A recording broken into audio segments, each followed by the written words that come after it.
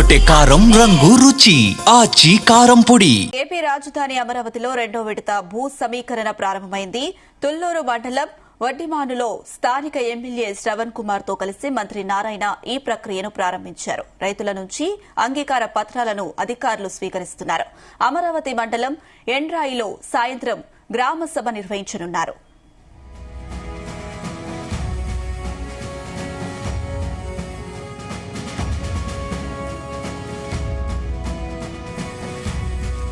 తుళ్లూరు అమరావతి మండలాల్లోని 7 గ్రామాల రైతుల నుంచి ప్రభుత్వం 16,666.57 ఎకరాల సమీకరించనుంది. ఇక తుళ్లూరు మండలంలోని వడ్డమాను, హరిశ్చంద్రపురం, పరిమి, అమరావతి మండలంలోని వైకుంఠపురం, పెద్దమద్దూరు, ఎండ్రాయి, కర్లపూడి గ్రామాల్లో ప్రభుత్వం ఇప్పుడు భూ సమీకరణ చేస్తుంది. అంతర్జాతీయ విమానాశ్రయం, క్రీడా నగరం, స్మార్ట్ పరిశ్రమలు, railway track, inner ring road కోసం ఈ భూములు తీసుకుంటుంది. ఇదే అంశానికి సంబంధించి మరిన్ని అప్డేట్స్ మా ప్రతినిధి వివిరావు అందిస్తారు. ఎస్ వివిరావు.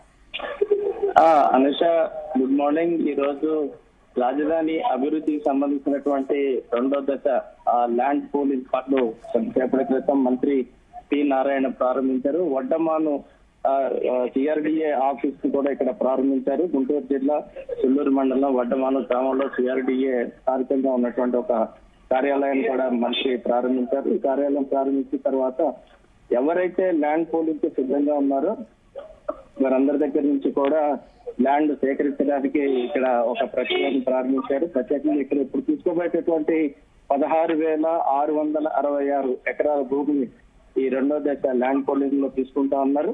ఇందులో రైల్వే జోన్, రైల్వే లేను, తర్వాత railway station, inner ring road, international sports city కోసం 7 గ్రామాల్లో భూసేకరణ ప్రారంభించారు.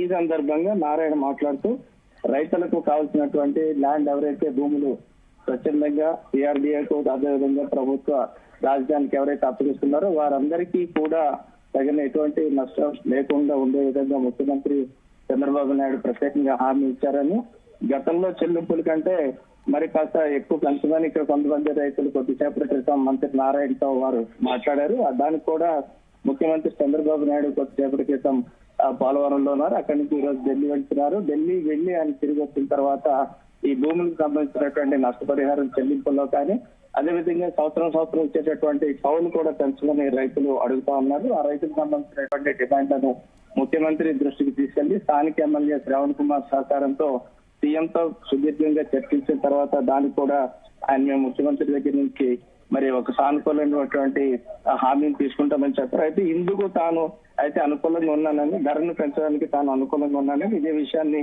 ముఖ్యమంత్రితో కూడా ఆయన చర్చించడానికి సిద్ధంగా ఉన్నట్లు ఆయన ఇక్కడ రైతులకు చెప్పారు. సో ఈ నేపథ్యంలో ఇక్కడ ఎలాంటి ఆందోళన కానీ ఎలాంటి వ్యతిరేకత లేకుండా రైతులు చాలా మంది స్వచ్ఛందంగా తమ యొక్క భూములను ప్రభుత్వానికి అప్పగించడానికి ఇక్కడ వడ్డమాను యూనిట్ కార్యాలయంలో ఏర్పాటు చేసినటువంటి భూ సమీకరణ పథకం కాంపిటేటివ్ అథారిటీ కార్యాలయంలో చాలా మంది రైతులు క్యూ కట్టారు. చాలా మంది ఇప్పటికే ఆ యొక్క ప్రక్రియను ప్రారంభించారు. కొంతమంది రైతులు ఇప్పటికే మంత్రి నారాయణ గారికి ఆ యొక్క దరఖాస్తు మా యొక్క ల్యాండ్ కి సంబంధించినటువంటి మరి పేపర్స్ ను కూడా సమర్పించడం జరిగింది. అనుష, వివిరావు, అయితే రైతుల నుంచి అంగీకార పత్రాలను అధికారులు స్వీకరిస్తున్నట్టుగా తెలుస్తుంది. ఇక అమరావతి మండలం ఎండ్రాయిలో సాయంత్రం గ్రామ సభ కూడా నిర్వహించనున్నట్టుగా తెలుస్తుంది. దానికి సంబంధించిన డీటెయిల్స్ ఏంటి? అదే ఇప్పుడు ఏదైతే తుళ్లూరు మండలం వడ్డమాను గ్రామంలో ఏదైతే గ్రామ సభను నిర్వహించి ఇక్కడ ల్యాండ్ పూలింగ్ సంబంధించినటువంటి ప్రక్రియను ఏ విధంగా అయితే ప్రారంభించారో మంత్రి నారాయణ, అదేవిధంగా సేమ్ మధ్యాహ్నం సెషన్ లో మరో గ్రామంలో కూడా ఆయన ల్యాండ్ పూలింగ్ స్టార్ట్ చేశారు. ఇక్కడ ఏదైతే భూసేకరణకు ఎటువంటి అంతరాయం లేకపోవడంతో ప్రభుత్వ వర్గాలు కూడా చాలా ఇదిగా ఉన్నాయి. వడ్డమానులో సుమారు దాదాపు 1,937 ఎకరాల భూమిని ఎండ్రాయి గ్రామంలో తీసుకుంటారు. అదేవిధంగా ఎండ్రాయిలో ఇప్పటికే వడ్డమానులో 1937, ఎండ్రాయిలో 2,166 ఎకరాలకు సంబంధించినటువంటి నోటిఫికేషన్లు ఈ రోజు ఉదయం జారీ అయ్యాయి.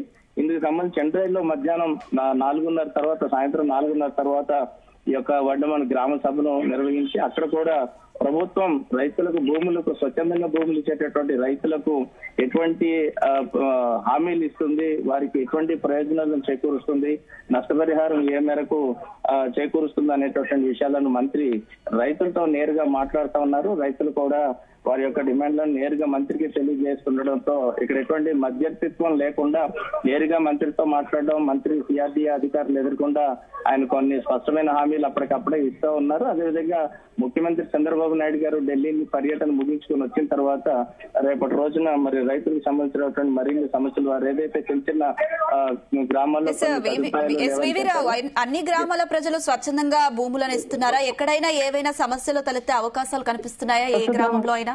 ప్రస్తుతం వడ్డమానులో జరుగుతున్నటువంటి గ్రామ సభలో ఎటువంటి గందరగోళం లేదు. వారు స్వచ్ఛందంగా వచ్చారు. చాలా మంది రైతులు ఇప్పటికే దాదాపు 10-15 మంది రైతులు వారి యొక్క డాక్యుమెంట్స్ ను మంత్రి నారాయణకి అందజేశారు. వారు అక్కడ ఉన్నటువంటి పత్రాలను కూడా పూర్తి చేసి సిఆర్డీఏ అధికారులకు పత్రాలను అందజేశారు.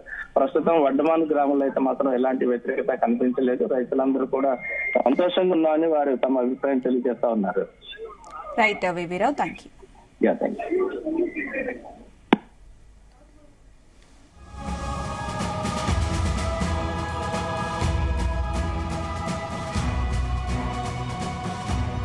గుమగుమల వంటలే వంటలే తెరకొట్టే కారం రంగు రుచి ఆచి కారం పొడి.